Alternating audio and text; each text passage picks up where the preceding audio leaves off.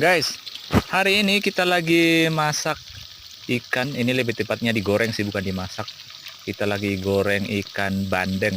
Tapi kalau di Sulawesi disebutnya ikan bolu. Ini agak kecil-kecil sih, tapi lumayan enak loh ini.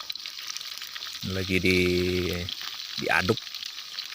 Jadi biar matangnya rata. Ini tuh lagi di pinggir sawah sih sebetulnya. Masih dalam suasana jaga padi dari hama burung pipit. Nah, ini dia padinya. Wow, pemandangannya luar biasa.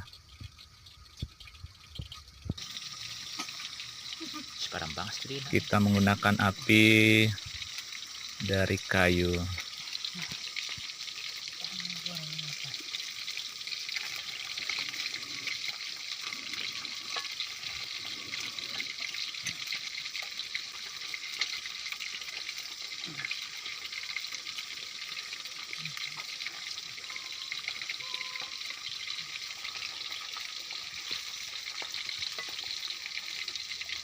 Nakon rairan nakon ni kamus kanon naman ni bali naman ta ikan na balyang.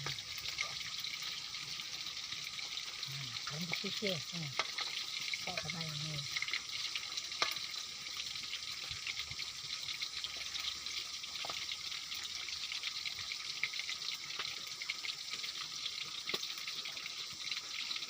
Tabunan ng dikisi ito.